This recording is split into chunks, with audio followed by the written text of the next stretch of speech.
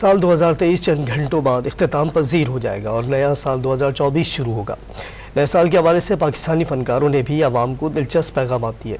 کسی نے نئے سال کو الیکشن کے حوالے سے خوش آئند قرار دیا تو کسی نے آئندہ سال غزہ میں فلسطینیوں سے یکجہتی کا پیغام دیا۔ نیا سال آنے والا ہے، اللہ تعالیٰ پاکستان کو قائم و دائم رکھے، الیکشن صحیح ٹائم پہ ہو جائے، شفاف ہو جائے اور اللہ میاں پاکستان کو ترقی یافتہ ملکوں میں شامل کرے۔ کون سی نیو ایئر بھائی، وہاں فلسطین میں لوگ مر رہے ہیں، آپ کون سی نیو ایئر منا رہے ہیں؟ سب کو نیا سال مبارک ہو، لیکن یہ مبارک سال نہیں ہوگا جب تک پوری دنیا آزاد نہیں ہوگی۔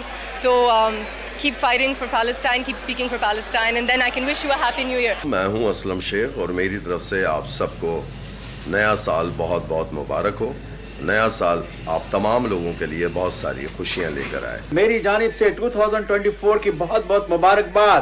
دنیا بھر میں مسلمان بھائیوں کی اللہ رب العزت حفاظت کرے اور پاکستان کی حفاظت کرے، ساری دنیا میں پاکستان کا نام روشن ہو، اپنے ملک کا نام روشن کیجئے اور نئے سال 2024 کو سیلیبریٹ کیجئے۔ پاکستان زندہ باد۔ نیا سال کی آمد ہے، کل سے نیا سال شروع ہو جائے گا، تو میری طرف سے آپ سب کو نئے سال کی مبارکباد۔